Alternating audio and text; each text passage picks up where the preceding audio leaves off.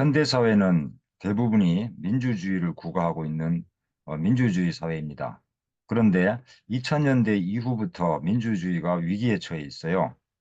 어떤 이는 그것을 포스트 민주주의라고 하는데, 이것은 이후 민주주의 또는 후기 민주주의라는 의미로 쓴 것이 아니고 민주주의의 위기를 얘기하는 거거든요.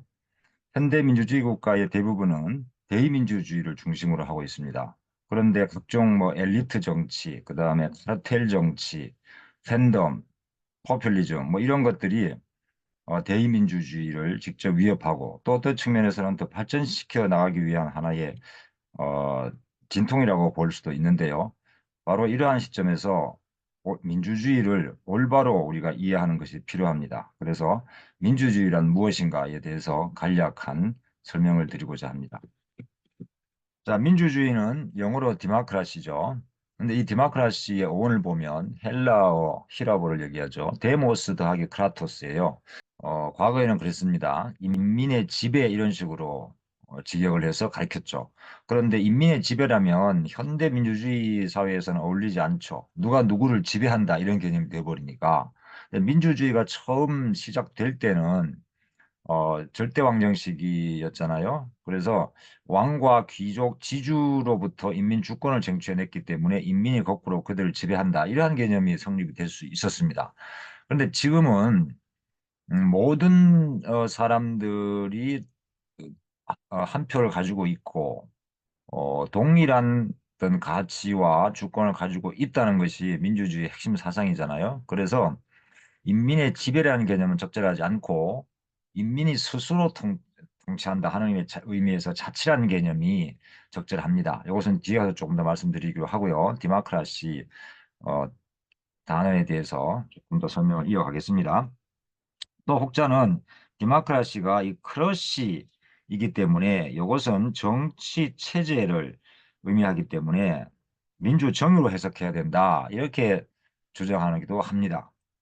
정치 체제를 의미하는 것이죠. 따라서 이념이 아니다 이런 얘기입니다. 그래서 실제로 디모크라티즘이라는 말과 구별을 하고자 하는데 디모크라티즘 이게 ISM이 붙어가지고 이것이 주의 주의라는 개념을 우리가 번역지를 하잖아요. 그러니까 이것이 이념은 사상이고 태도 이런 걸 지칭할 때 쓰는 말입니다. 그래서 디모크라티즘을 민주주의로 봐야 되고 디모크라시는 민주정으로 봐야 된다 이런 주장이 있는데 이것은 그러나 이미 이 민주주의가 실제 정치적으로도 사회 질서로도 또는 사상적으로 충분히 발전했고요. 또 실제로 학술적으로도 이 디모크라시에 대한 연구가 상당히 많이 이루어지면서 이것을 이념 수준으로 끌어올렸습니다. 그래서 영어권에서도 실제로 디모크라티즘이라는 말을 잘 안 써요.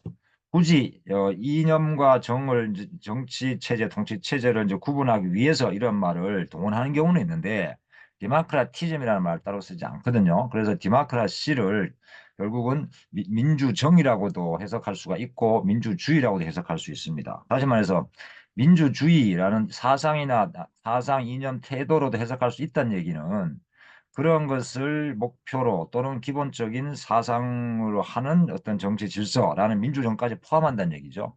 그래서 디모크라시라 그러면은 민주주의라고 해석하는 것이 번역하는 것이 옳습니다. 과거에는 이것이 우리나라에서 민주정이라고 해석을 해야 되는데 민주주의라고 잘못 일본식 번역이 들어와서 이것이 오역이 됐다 이렇게 주장하기도 하는데 그때는 그랬을지 모르지만 역으로 역설적으로 지금은 민주주의라고 오역했던 것이 오히려 더 적절한 번역이 돼버린 그런 상태입니다. 그래서 디모크라시는 민주주의로 해석을 하셔도 됩니다. 그리고 거기에는 민주주의로 안에 민주정이 포함되어 있다. 이런 의미로 이해할 수가 있습니다. 할 수도 있다가 아니라 민주주의라고 해석하는 것이 더 옳습니다. 이제는. 그리고 우리가 민주주의를 얘기할 때 자유민주주의와 많이 좀 혼동을 일으키는 경우가 있습니다. 우리나라에서도 이 자유민주주의냐 그냥 민주주의냐 이것을 두고도 개헌 논쟁까지 일어났고 보수 진영에서는 자유민주주의라고 굳이 얘기해야 된다라고 얘기하고 있고 상대적으로 진보 진영에서는 그냥 민주주의라고 해도 된다. 이렇게 역사 논쟁까지 일어났었죠. 이것을 학술적으로만 제가 이제 설명을 드릴 텐데, 이 자유민주주의는 민주주의의 여러 갈래 중에 하나이죠.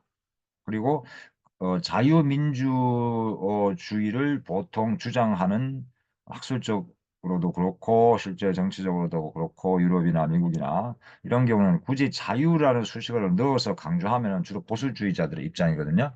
자, 그래서 일단 이 내용부터 한번 봅시다. 그러니까 디모크라시, 민주주의를 앞에서 말씀드린 것처럼 민주주의라고 보지 말고 민주정의라고만 봐야 된다. 통치 질서나 정치 질서로 봐야 된다 하는 입장이 지금 옳지 않다고 말씀드렸는데, 이러한 입장은 자유민주주의자들에게서 오히려 전형적으로 나타나고 있습니다. 그러니까 자유민주주의자들은 자유주의와 민주주의를 분리해요. 그래서 민주주의를 자유민주주의 질서로 확립하려고 합니다. 그러니까 민주주의라는 정치 체제를 자유민주주의적으로 끌고 가려 한다, 이런 얘기죠. 따라서 이들은 민주주의를 자유민주주의와 사실상 동의어로 보고 있거든요. 그래서 그냥 자유란 말을 빼도 민주주의는 자유민주주의다, 이렇게 얘기하는 거죠, 하고 있는 거죠. 그런데 실제로 이것은 바로 앞에서 말씀드린 것처럼 이들에게 있어서 민주주의는 뭐다? 정치 질서나 통치 체제라는 얘기죠. 정치 체제 이런 말인데, 그러면 어떤 하나의 정치 질서라든가 통치 체제라는 것은 무엇을 구현하는 거잖아요. 무엇을 실현하는 거잖아요. 그 사상적 기반이 뭐냐? 그것이 자유주의라는 거예요. 그러니까 자유민주주의자들이 봤을 때는 자유민주주의라고 부르는 것이 가장 정확한 표현이고, 민주주의를. 따라서 민주주의라는 것은 자유주의라는 사상을, 목표를 실현하는 하나의 정치 질서나 통치 체제다, 이렇게 본다는 얘기죠. 그러면 이들이 생각하는 통치 체제나 정치 질서로서의 민주주의의 구체적 내용은 무엇이냐? 그것은 정치적 평등과 인민주권입니다. 자, 여기서 인민주권은 뭐 진보든 자유든 다 동의하는 겁니다. 인민주권은 민주주의의 핵심이죠. 그것이 없으면 민주주의가 아닌 거죠. 주권이 누구 왕에게 있다거나 귀족에게 있다거나 뭐 이렇게 있으면은 그 민주주의가 아니거든요. 그러니까는 가장 기본적인 것은 인민에게 주권이 있다. 아까 잠깐 말씀드린 것처럼 인민의 자치라고 했어요. 그러면 민주주의를 하나의 사상이나 태도나 이념이 아니고 통치 체제나 정치 질서로 본다는 얘기는 정치적 평등을 얘기해요. 정치적이란 말이 반드시 들어갑니다. 사회적, 경제적, 일상성의 평등이 아니라 정치적 평등을 핵심으로 한다는 얘기죠. 그러니까 뭐예요? 정치 질서가 되는 거죠. 정치 체제라고 주장하는 거죠. 그러면 평등이라는 말 왜 들어가느냐? 자유민주주의자들이 왜 자유를 얘기하지 않고 평등을 얘기하느냐? 이것도 오해하시면 안 되는데, 자유는 뭐예요? 기본적인 겁니다. 그러니까 정치적 평등과 인민주권을 통해서 자유주의를 실현한다, 이거거든요. 그러면 자유주의를 실현하기 위한 수단으로서의 평등이 있다는 얘기예요. 음? 여기서 평등은, 그 수단으로서의 평등은 뭡니까? 1인 1표 같은 거죠. 정치적 평등이잖아요. 한 사람마다 동일한 한 표씩 주어지잖아요. 그런 정도의 의미라는 겁니다. 자유민주주의자들에게 있어서의 이 평등이라는 것은. 그래서 주권을 얘기하는 공화정과 1인 1표의 선거민주주의, 이 두 가지가 실현되면 민주주의는 완성되는 것으로 봅니다. 민주주의가 완성되는 거예요. 정치 질서가 완성되는 거예요. 좀 더 궁극적인 목표는 자유주의에 있는 거죠. 이 자유주의가 유감스럽게도 르네상스 시기부터 이어내려온 경제적 소유에 입각한 시장자유주의에 가깝다는 겁니다. 물론 자유민주주의자들 또 세부적인 관례가 있지만 기본적으로는 시장자유주의, 경제적 자유주의에 입각하고 있다는 거죠. 그래서 자본주의의 기본 사상으로 된 것이거든요. 그래서 이 자유민주주의의 논의에서는 사회경제적 민주주의, 사회복지국가라든가 뭐 이런 것, 어느 정도 경제적 평등을 얘기하는 것, 일상의 민주주의, 우리 일상생활에서의 권위주의가 없어야 한다는 것, 반권위주의, 이러한 논의가 여기서는 배제되어 있다, 이런 얘기입니다. 현대민주주의는 그래서 잠깐 앞에서 말씀드린 것처럼 이제는 직역해서 했을 때 인민의 지배라는 개념으로는 더 이상 설명할 수가 없습니다. 그래서 민주주의는 이제는 지배할 대상 또는 지배하는 주체 이런 것이 따로 없기 때문에 인민의 자치 스스로 통치한다라는 것으로 해석을 하는 것이 적절하겠다는 겁니다. 이것을 이제 우리말로 한번 좀 바꿔볼까요? 그러면 누구도 지배하지 않고, 아무도 지배받지 않는 이러한 조건에서 인민의 자치는 가능합니다. 그죠? 자, 이 말은 가만히 따져보면 또 뭡니까? 누구도 지배하지 않는다? 그러면 지배하는 사람이 없다는 얘기죠. 특권 계층이 없다는 거예요. 특권 계층이 없다는 겁니다. 그럼 아무도 지배받지 않는다? 그럼 뭐예요? 누구도 나를 속박하지 못하는 거예요. 그러니까 이것은 뭐예요? 나는 자유롭다는 얘기죠. 자, 특권 계층이 없다는 얘기는 다른 말로 뭐예요? 평등이죠. 어떤 사람도 특권을 누리지 못한다는 얘기니까. 그래서 민주주의는 결국 어, 모든 사람 혹은 개인이 지배받지 않을 자유로운 상태와 어떠한 개인도 지배할 특권을 갖지 않는 평등한 상태, 그러니까 자유와 평등이 동시에 보장되는 사회를 민주주의 사회라고 얘기하는 겁니다. 자, 그러면 이러한 자유와 평등이 동시에 보장되는 사회라고 했는데 이 자유와 평등의 주체는 그러면은 누구입니까? 누가 자유와 평등을 누립니까? 우리가 인간으로서 모여 살 때 나 한 사람 개인도 있죠. 나 한 사람 또 다른 나 개인도 있고 그다음에 또 한 가지 뭐가 있어요? 공동체니까 집단이니까 집단이라는 존재가 있죠. 그 집단 존재는 작고 크고 가족에서부터 지역사회에서부터 그다음에 나가서는 지질적으로 국가가 있죠. 그다음에 가족 회사에 취직하면 회사도 있고 학생이면 학교도 있고 이런 것이 다 집단이거든요. 자, 그러면 이제 개인과 집단으로 이루어져 있는데 이 민주주의의 핵심적 내포는 그러면 뭐냐? 자유민주주의자들은 민주주의의 핵심적 내포를 자유주의라고 보죠. 그러니까 민주 정치 질서를 통해서 실현해야 할 궁극적인 목표 또는 사상적 기반 이것을 자유주의라고 보는데 자, 근데 제가 앞에서 말씀드린 것처럼 자유와 평등이 동시에 이루어지는데 그것은 그것을 누리는 주체는 누구냐 이겁니다. 그러면 아까 말씀드린 것처럼 개인과 집단으로 이루어져 있으면은 집단이냐 그게 아니고 개인이라고 본다는 거예요.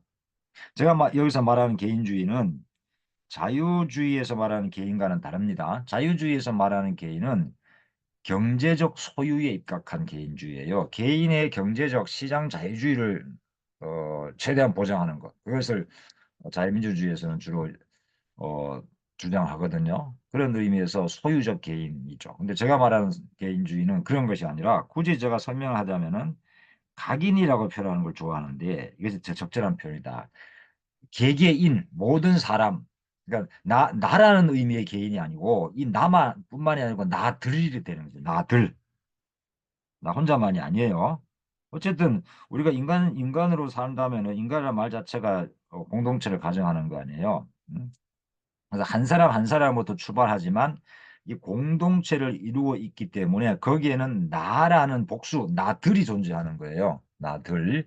그래서 저는 그것을 이 들자를 잊지 않고 다 평등한 존재로서 모든 사람이 평등하고 모든 사람이 자유로운 주체로서 존재로서의 얘기를 하고자 하는 거니까 각자 자유롭고 각자 평등하다 이겁니다. 그래서 각인이라는 말이 적절해요. 왜냐하면 이 개인주의가 잘못 그 인디비주얼리즘이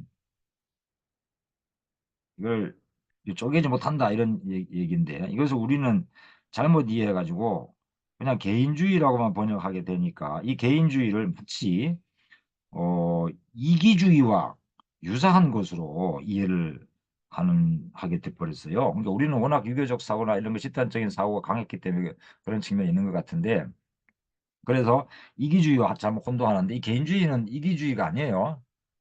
각인주의로 이해하셔야 됩니다. 제가 말하는 것 특히 그런 의미예요. 자, 이때 개인주의는 앞에 잠깐 말씀드린 것처럼 자유시장과 기업의 자유로 연결되는 경제중심적 사상이 아닙니다. 그것은 자유민주주의자들이 주장하는 것이라고 얘기했죠.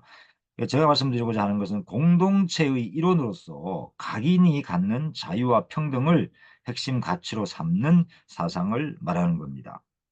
여기서 중요한 것은 공동체를 거부하지 않되 공동체는 어디까지나 각인의 자유와 평등을 실현하는 수단인 거예요. 공동체가 우선이 아니란 얘기입니다. 그래서 각인이 갖는 자유와 평등, 이것이 핵심이라는 얘기입니다. 그래서 전체나 집단 이러한 것은 개인이나 각인이 어, 우선이 돼야 되는데 거꾸로 전체나 집단을 위해서 개인이나 각인이 존재한다라고 주장한다면 그것은 전체주의나 집단주의가 되는 겁니다. 그래서 제가 말하는 집단 개인주의는 각인주의로서 각인주의의 의미를 갖는 것입니다. 그래서 전체주의나 집단주의와 반대되는 그런 사상으로 이해하시면 됩니다.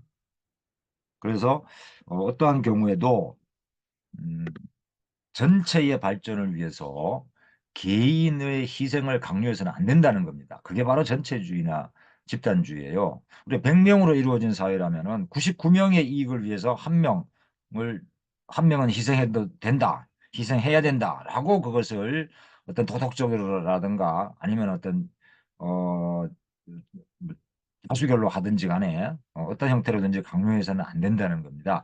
100명이 한 살, 100명 중에서 모든 사람, 아까도 아무도 누구도 그랬잖아요. 어느 누구도 더, 권력을 많이 갖거나 또는 가치가 덜하거나 이것이 허용이 안 된다는 거죠. 다 동등하다는 거예요. 동등. 이 자유도 동등하게 누려야 되는 거죠.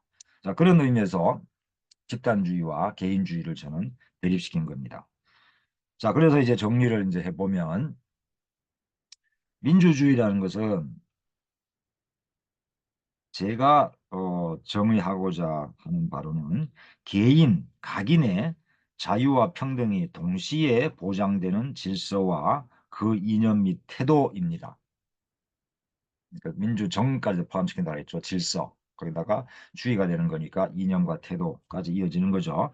그 사상적 기반은 바로 개인주의라는 거예요. 각인주의라는 거예요.